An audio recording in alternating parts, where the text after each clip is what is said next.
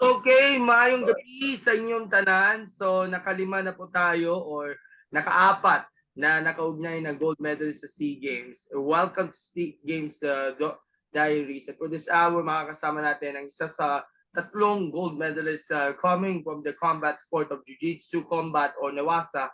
The time has come para sa kanya na makakuha ang inaasam, matagal niya pinapangarap na gold medal. At atin natin siyang kamustahin ang pride ng Davao City, walang iba kundi si Marc Alexander Gilim, one of the almost more than 20 medalists, gold medalists so far in the ongoing Cambodia SEA Games. Marc, mayong gabi po, Sir Marc, and salamat sa pagsama niyo sa amin. Mayong gabi. Thank you. My pleasure. Thank you so much. And congratulations at sa wakas after, let's say, 3 consecutive SEA Games stints. Ayun, awa ko na ang inyong shiny and newly minted na gold medal. The third for the Jiu-Jitsu delegation for the Cambodia SEA Games. Tumalab talaga yung determination mo para manalo. But before that, kamusta na po kayo? Actually, nakauwi na kayo dito sa Pilipinas, di ba? Yeah, kakauwi lang. Actually, na-delay yung flight namin. So I guess from 12 a.m. Cambodia time, we left around 3 something. So dumating kami dito around 6:30 a.m. So parang may jet lag pa ng konti. But it's okay. It's okay.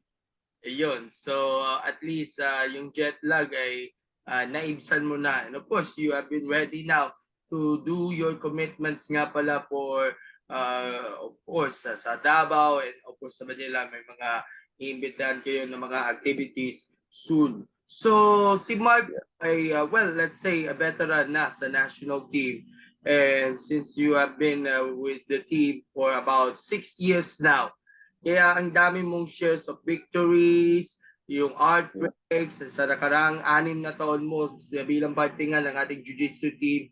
Si Marc, aside from the SEA Games, you have also been competed before sa Asian Games, sa IMAGs, Asian and World Championships. Going into your 7 years now ng inyong career as a Jiu-Jitsu athlete, what were your realizations for you to be a better, understandable, and a performing athlete katulad mo? Yeah, I think since it is like I am going through my 7th year, so I think I've really matured as an athlete. Tapos I've always been at that level, I guess. Like I've always medaled, I've always placed, but when it really counted sa finals or semifinals during the big matches, I would fall short.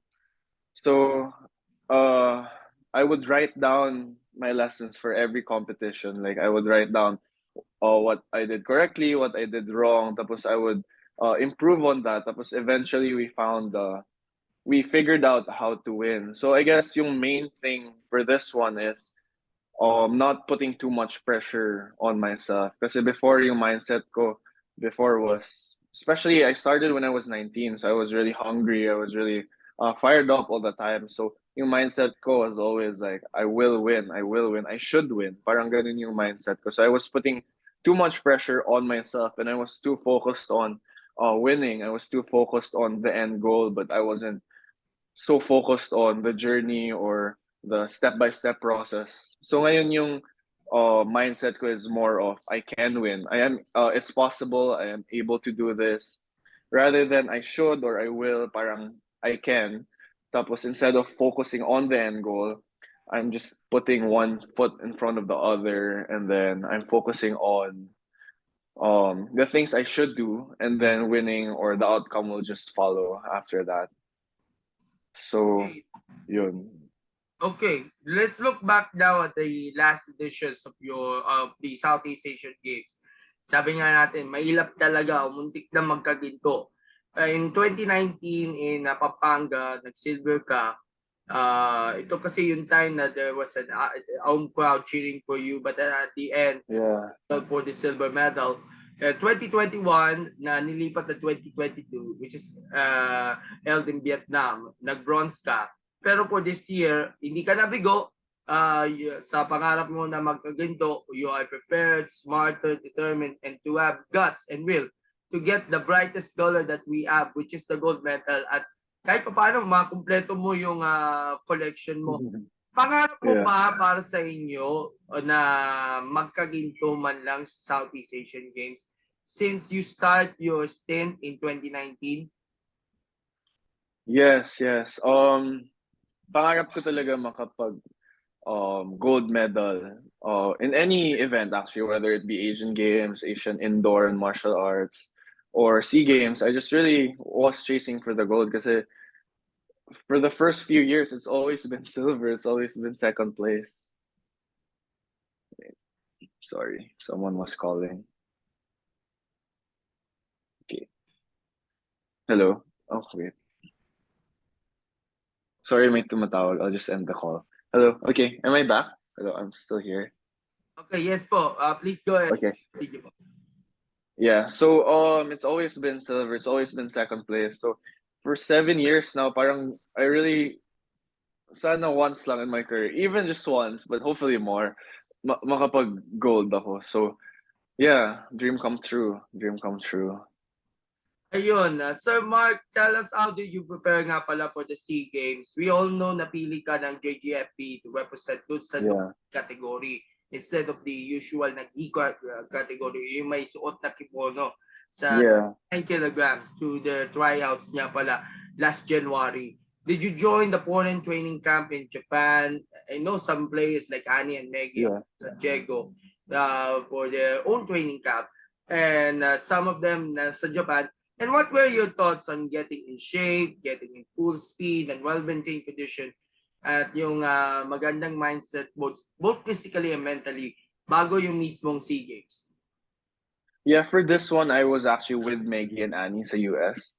So Maggie, Annie, and all of us were doing Nogi for this one. So we camped together in Atlas HQ in San Diego, one of the best Jiu-Jitsu gyms in the world. And thankfully, we were supported on that. Because I really think na it was the major factor for this gold medal, yung training camp na yun. I lined it all up before I would just train hard. I was able to camp there twice na before. I think before I would just train hard every day. I wouldn't miss a session, just hard, hard, hard.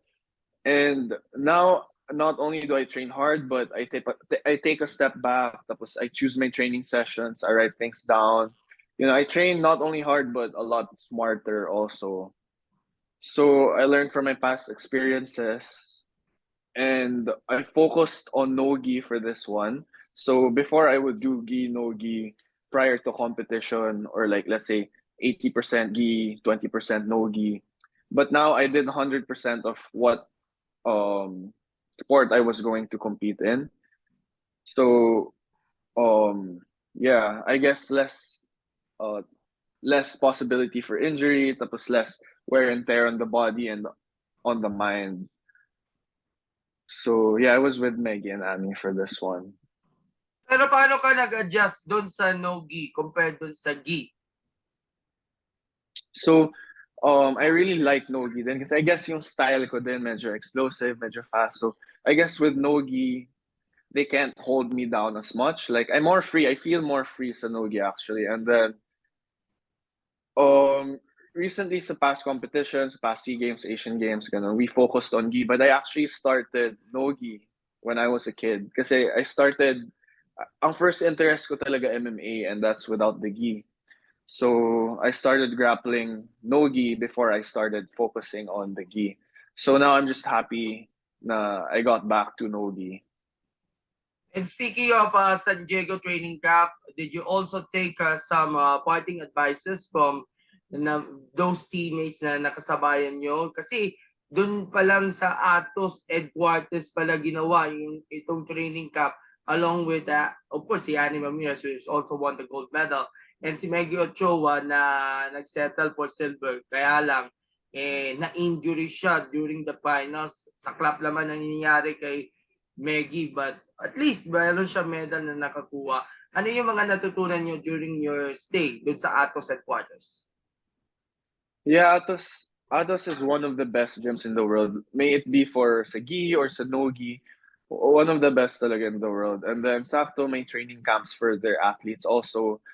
preparing for no-gi comps also. So I guess yung system nila, the way they think, the way they approach things for certain opponents, I was able to apply that actually sa SEA Games talaga because yung competition for SEA Games, especially my semifinals, high level din talaga. And then um, a few of a few of the athletes at Atos HQ, they were preparing for opponents similar to him.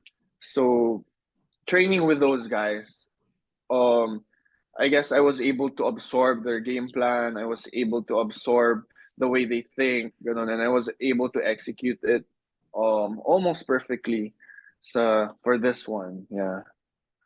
Okay, what about sa nutrition? Binabantayan mo ba ang yung timbang to make sure na your weight is perfect in time for the weigh-ins? Yeah, actually, for this camp, before I focused, well, when I was in US, I focused solely on sport training, just jiu-jitsu. But for this one, I really focused on lifting weights also with Maggie, like um for injury prevention, for bulking up, for being in the best shape I could possibly be because no 2022 SEA Games, I got an injury also on my neck. So it's not only setbacks, losses, it's also setbacks with like injuries and stuff. I had a neck injury, I had knee injuries, nerve injuries, a lot of injuries. So I really made sure that I'd put armor on, like more muscle. Ganun. So I actually ate a lot more sa US, which is also good because it fueled my training. So, kumain talaga ako ng madami. I bulked up, got heavy for this one. I don't have a problem making my weight class. So I just trust na when I get to Cambodia, my body already knows what to do kung malapit na yung competition. So I focused on gaining a little bit. Okay, pero Mark, after ng inyong stay sa US, dumiretso muna kayo sa Pilipinas for the final Yes. of training and then you headed na into Phnom Penh. Yes, correct. Okay. Sabi nga natin na third time sa charm. Pagdating nga sa third time, ito na talaga yung pinakamaswerteng ganap na mangyayari sa buhay ng isang pagiging atleta pag nakakuha tayo dun sa ikatlong try, ikatlong beses na sumubok. But looking back muna dun sa inyong sinalihan na 60 to -69 no-gi. Let's go muna sa semifinals. You were faced sabihin natin a former opponent, one of the strongest opponents na nakaharap niyo in the name of Noah Tian Runling of Singapore sa semifinals. You actually got the chance to face before in one of your competitions. Sabihin natin na one of the strongest competitors that you have faced, that you have competed, but you managed to get an upset win over him. Tell us more about nga doon sa nangyari nga against Lim. Yeah, Noah from Singapore, I think three straight gold medals na siya sa jiu-jitsu for SEA Games. And I think before our fight, the day prior, he won a gold medal also sa gi under 69. I think he ran through everyone. And sa no-gi, I think he's really good also because he trains with, I think he's like a training partner of Mikey Musumeci, one champion, one of the best in the world. Because Mikey, world champion yun sa black belt level. He's based in Singapore now. So I think Noah is one of his training partners regularly. So um I had a I had a good game plan against Noah. Tapos I knew I could beat him because we faced each other sa gi. I already felt the way he moves. He's very technical. And then I was actually up on that match until the last minute or so. I made a mistake. And then he capitalized on it perfectly. So my coaches, like Coach Stephen, Coach Hansel, they just tell me na um, don't see it as you losing, just see it as you made a mistake. Parang ganon. So I made sure na I would plug up all those holes uh, and then execute as perfectly as I could. And then thankfully, sa last 20 seconds, I scored 9 points and then won the match.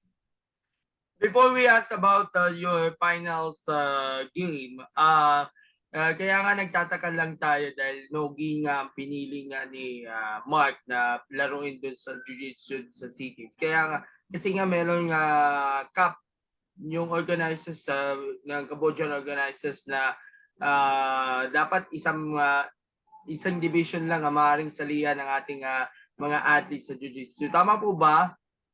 Yep, correct. So I won yung national trials every year. I won both gi and no gi for under 69 kilograms at trials, but we just couldn't risk me getting injured since I do get injured. And one lang yung pwede. And also meet you yung uh partner ko sa under 69 sa gi. He's really good also. So they placed him sa gi.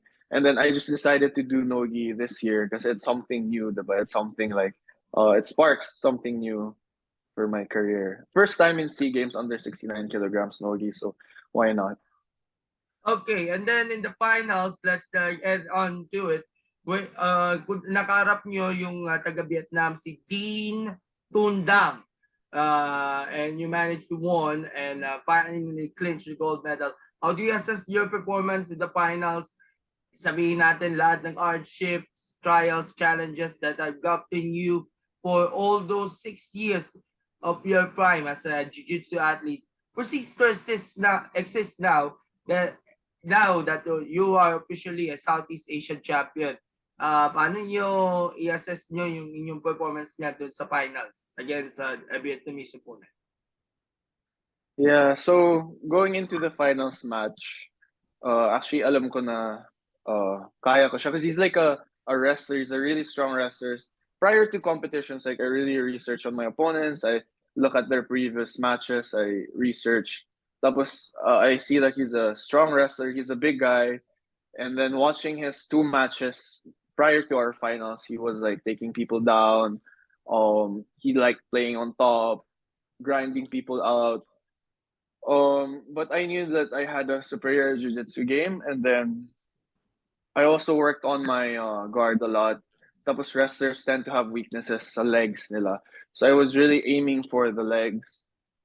And then prior to finals, I couldn't help. Yung thoughts, they were going in my head na parang this is it. This is finally it. Ito na yun. But I kept blocking that out. Parang I just wanted to focus on my opponent. I didn't want to take him lightly because he's really good also. Yeah, I was just blocking out yung thoughts na ito na yun, this is it. I just wanted to make it as normal as possible na parang it's just another match you have to win. To be at 100%. So yeah, I was just blocking it out. I just let all the emotions out once I felt the tap. So I think I executed perfectly. But he did take me down. I think na double leg niya ako, so he lifted me up and then he slammed me, but I sprang back up and then I just kept my head in the game. So I think I kept my composure really well as opposed to kid Marc or like teen Marc. Baka super fired up. I would have probably let the emotions set in earlier than supposedly, right? So. Okay, Mark, what was your reaction? Sabihin natin, it's a surreal feeling nung nasabitan ka ng medalya sa inyong neck.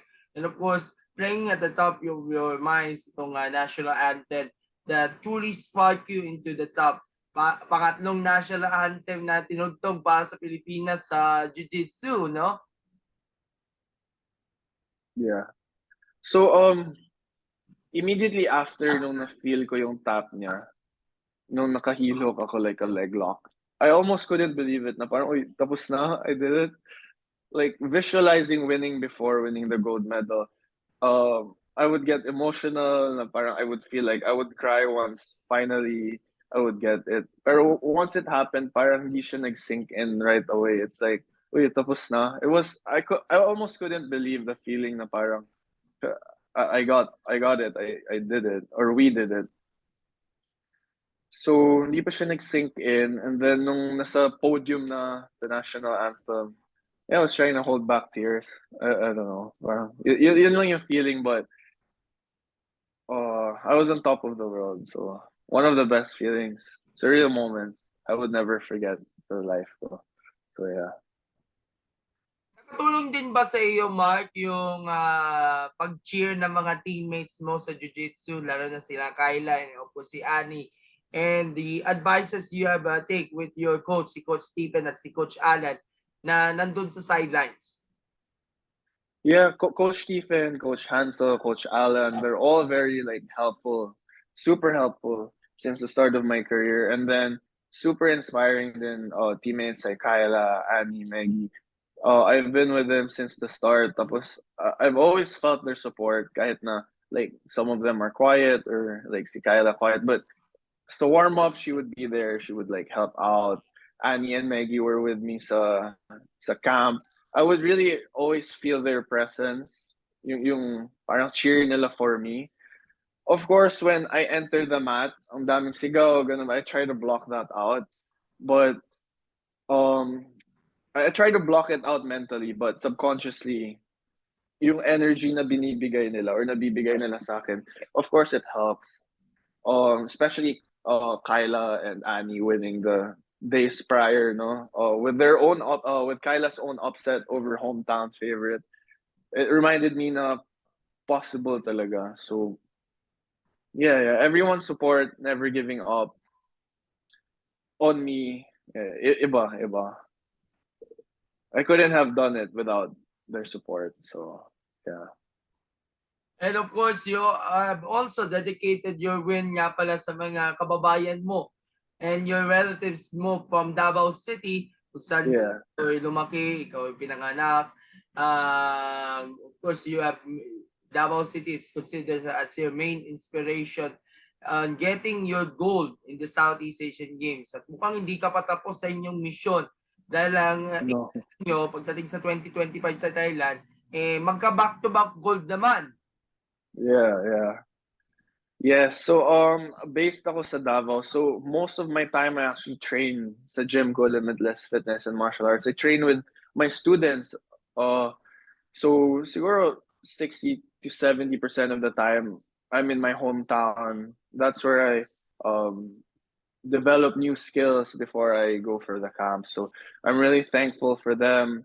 I've siguro mga 2 months na siguro I've been out of town, out of my hometown, but a huge chunk of my preparation it's been with my students, so I'm really thankful for them. I'm very excited to go home with the gold medal finally sa gym. So yeah, and the mission's not over for this chapter. Mission accomplished, but after a week or two of pizza and celebration, back to mission mode na.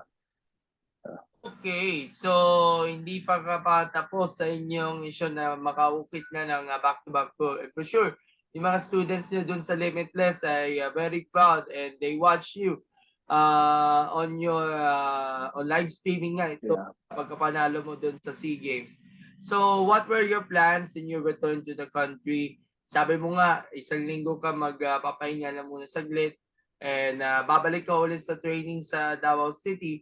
Kasama ba rito yung mga plano ng mga homecoming and of course you have to personally meet with our mayor with the mayor si Mayor Basti Duterte and hopefully si President Rodrigo Duterte din makakamusta Yeah. dahil of course sa kang proud Dabawenyo sporting athlete and magkakaroon kayo ng appearance dun sa ating DSA forum. Shout out Sir Paul Palo, Sir John De Bellos, Sir Ma'am Marian Ablayan, and si Sir Carlo Dulian ng Kadampan Live. Siya yung sa mga bagong members ng DSA. So, ano ang susunod mong plano pagbalik mo sa Davao City?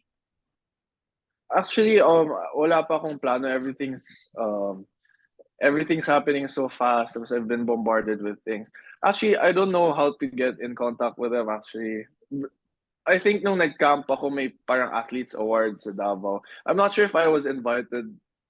Pero like yung mga SEA Games medalists before they had awards and incentives and I just saw na lang sa Facebook that Yan they yung were there. gabi, singit ko lang yan yung gabi ng parangal at pasasalamat ng aktibo Yes. nyo. of course, organized nga ng kanilang Davao City Sports Development Organization headed by its head, Sir Mikey Alportadera, no? It happened last April.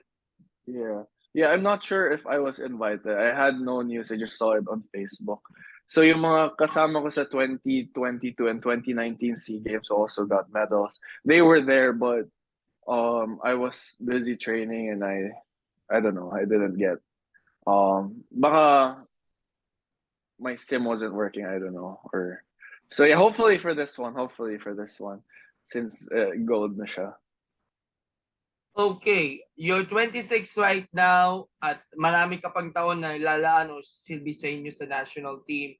But you are preparing now for more competitions lineup. Kasama ba rito yung sa Thailand Grand Prix muna, then Asian Games, IMAG, and of course yung World Championships in Jiu-Jitsu for this year?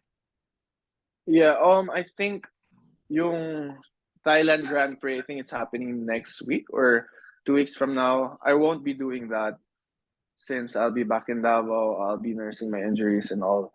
But definitely IMAG, Asian Games, um, most probably World Championships, hopefully World Combat, and ang dami pa, yeah. So there's at least 4 more major competitions this year. So it's not done. It's not done. Pero sa pagkakaalam ko, nag-qualify na si Kyla Napolis sa World Yeah. Games eh. And it might be Ani too at automatic na magiging qualified niya sa World Combat Games yung mga gold medalist sa SEA Games. Kaya may pag-asa pa na magkaginto pa ulit o kahit nasa podium ka dun sa World Combat Games soon. Yeah, yung girls, like, they have a big chance. I mean, kakaiba yung girls ng natin talaga. I think so World Combat Games, it's like top 6 in the world they get, if I'm not mistaken. Tapos last time I checked, top 13 ata ako in the world. Hopefully after the gold medals at SEA Games, I rank higher. And then my chance pa to qualify with the World Championships and IMAG and Asian Games. So we'll see. Hopefully, again, kaya, but yeah, we'll see. Oh, okay. And for my last question before we end, your message sa iba pa natin mga medalists natin sa Cambodia SEA Games and for those who will compete in the sa Cambodian meet in the coming days. Alam ko marami pa mga combat sports na laruin in the next couple of days pa until it's closing next week. And even you have a message also to your students nga pala sa Limitless eh. I'm sure napanood din itong interview natin at napanood nila yung match. Yeah. Baka pwede niyong ingan ng inyong mga mensahe para sa kanila. Okay, so first para sa athletes natin for this delegation, whether you're a medalist, you're not a medalist, or whether you're set out to compete pa, everyone's super proud of you already. Just do your best, that's all you can do, no? Just finish it knowing you did your best. So yeah, I guess that's it. And then for my students and my staff sa Limitless and also Dabaweños, I'm so thankful for your support. Thank you so much. Thank you for bearing with my absence. I'll be back soon and then we'll celebrate soon. I really appreciate all of you. Like from the bottom of my heart, I really, really appreciate all of you. You know who you are. Thank you. And with that, we'd like to thank Marc, Sir Marc, for joining us this evening.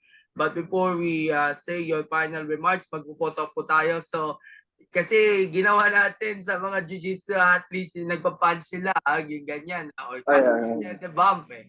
Ay, pakita natin yung medalya muna natin, isi-screenshot natin. Okay. Yeah. So, isi-screenshot ko muna ito. So, smile. 1, 2, 3. Okay. So, magpa-punch muna tayo. Magkasama tayo. Okay. So, Duterte fist bump. Alright. 1, 2, 3. Okay. So, with that, Marc, thank you for joining us this evening. At, thank you. Ano kayong mga gustong sabihin o shoutout sa lahat ng mga taga-supporter niyo po? Please go ahead. Oh, I'm just super thankful. Like, yung thoughts ko, I can't organize yet since pagod pa and everything. But just know I'm really super thankful. And then as soon as na I won, yung first thoughts ko talaga was like, I'm just thankful and I'm not taking anything for granted. Gratitude lang. Yun, that's it. Thank you. Ayun. And Atin pala to. It's not just mine. It's ours, not just mine. Yeah. ayun. And again, congratulations, Mark. We're truly proud of you. And the Dabawenyos talaga are cheering and rooting for you sa inyong latest achievement na nakamit nyo. Stay strong, stay healthy, pagaling ka sa anumang injuries, and rest assured, pagbalik nyo, magiging mas matagumpay ka sa inyong career.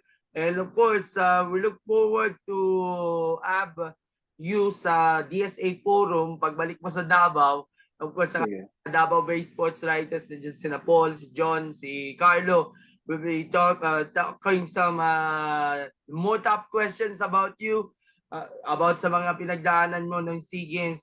I'm sure magiging maayos yung ating kwentuhan at pakikitungo nga dun sa ating DSA Forum. And we look forward to see you again in the next interview. Balik ka sa amin pag meron ka ulit medalya Of course.